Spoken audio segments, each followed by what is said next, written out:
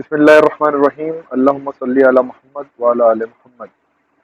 میرے دوستو، آج جو ہے اس کا دوسرا پارٹ پیش کر رہا ہوں میں آپ کے سامنے کہ بادشاہ اور خلیفہ کے اندر جو فرق ہوتا ہے اس کا دوسری آپ کے سامنے قسط ہے۔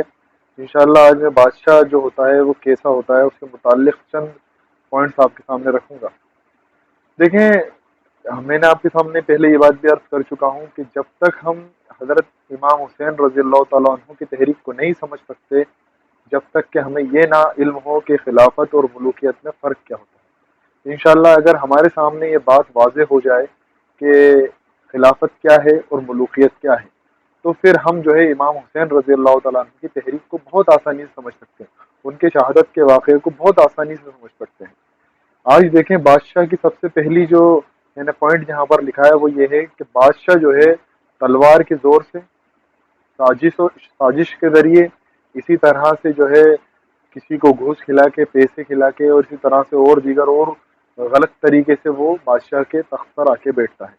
اور یہ پہلی شرط ہی اگر اس کی غلط ہو گئی تو باقی وہ کتنے بھی اچھے کام کرتا رہے وہ بادشاہی تسلیم کرا جائے گا اسلامی اصطلاح کے اندر، تو بادشاہی کہلائے گا۔ سب سے پہلی بات تو یہ کہ اگر وہ تلوار کے زور پر یا کسی سازش کے ذریعے یا کوئی کسی کو گھوس یا پیسے کھلا کے آ رہا ہے تو وہ بادشاہ ہے۔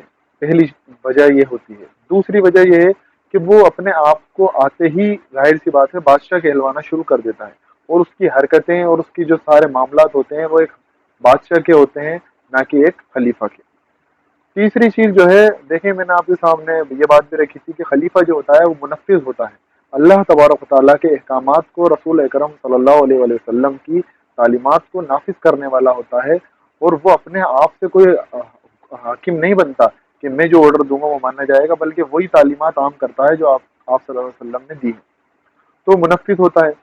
لیکن بادشاہ جو ہے اپنی حساب سے شریعت بنانے شروع کر دیتے ہیں، اور بادشاہ جو کہتے ہیں جو ہم نے کہہ دیا وہ ہوگا، جو ہم نے کہہ دیا وہ مانا جائے گا۔ تیسری چیز یہ تھی۔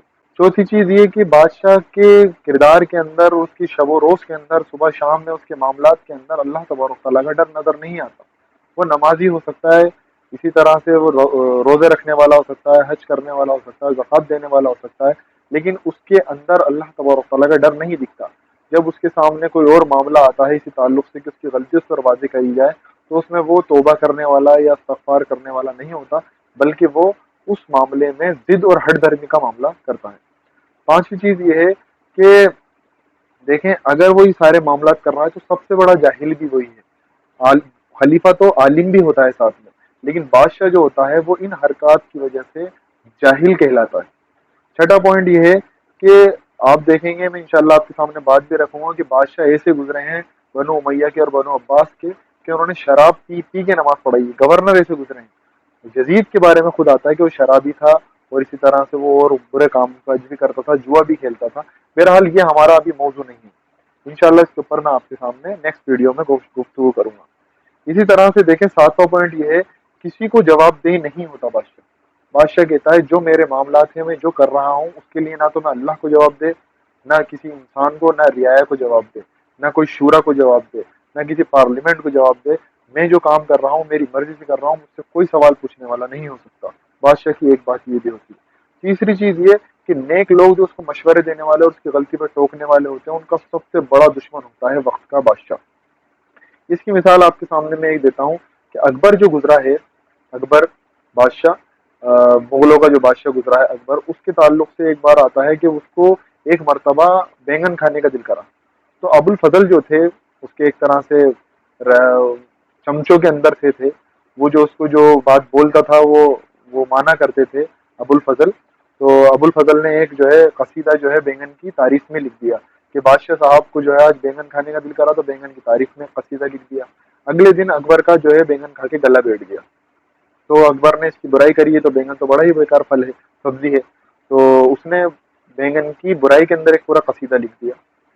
تو اکبر نے پوچھا ابو الفضل، یہ تم جو ہے کل تو اس کی تعریف کر رہے تھے اور آج تم اس بینگن کی برائی کر رہے ہو؟ تو اس نے کہا کہ جناب ہم آپ کے نوکر ہیں، بینگن کے نوکر نہیں ہیں۔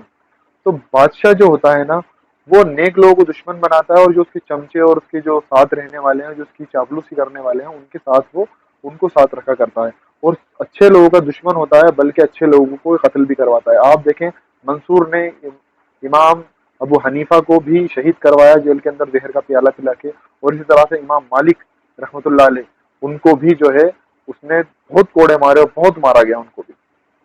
تو یہ سارے معاملات بھی ہوتے ہیں جب بادشاہ کے سامنے کوئی بات رکھی گئی۔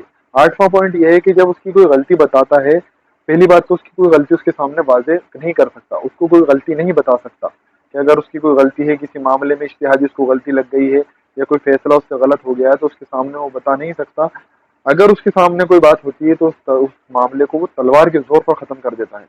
بادشاہ جو ہوتا ہے اس معاملے کو تلوار کے زور پر ختم کرتا ہے۔ جو اس کے سامنے کلمہ حق بلند کرے، بادشاہ کے سامنے کوئی حق بات رکھے، تو میں نے آپ کے سامنے رکھا کہ امام ابو حنیفہ نے منصور جو تھا عباسی خلیفہ، اس کے سامنے حق رکھا تو اس کو اس نے جو ہے امام ابو حنیفہ کو شہید کروا دیا۔ امام مالک کے تعلق سے آتا ہے کہ امام مالک نے جو فتویٰ دیا اس کے خلاف امام مالک کو کوڑے مارے گئے، اتنا مارا گیا تو ان کے مونڈے اتار دیے گئے مار مار کے۔ اسی طرح سے بادشاہ جو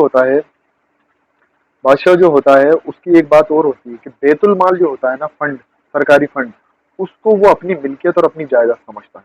یعنی یہ میرا پیسہ ہے، میں اس کے اوپر تسلط کروں گا، جیسا چاہے اس میں تصرف کروں گا، اس کو جیسے چاہے خرچ کروں گا، یہ میری مرضی ہوگی، کوئی اس میں کچھ نہیں بول سکتا۔ اب میں بادشاہ بن چکا ہوں، یہ میرا پیسہ ہے، میں اس کو جیسے چاہوں، جہاں چاہوں، اپنے اوپر چاہوں، لوگوں پر چاہوں، اپنے چمچوں پر چاہوں، جس پر چاہوں اس پر خرچ کروں، اس میں مجھ سے کوئی جواب دے نہیں، اب یہ میری ملکیت ہے۔ تو یہ کچھ پوائنٹس میں نے آپ کے سامنے رکھنے کی کوشش کری۔ انشاءاللہ کچھ واقعات اب آپ کے سامنے میں خلیفہ راشد اور اسی طرح سے بادشاہ جو گزرے ہیں ملوک، ان کے تعلق سے رکھنے کی کوشش کروں گا نیکسٹ ویڈیو میں۔ اللہ تبارک و تعالیٰ سے دعا ہے کہ اللہ تبارک و تعالیٰ ہمیں کہنے سننے کے ساتھ ساتھ عمل کرنے کی توفیق عطا فرمائے۔ وآخر دعوانا ان الحمد للہ رب العالمین۔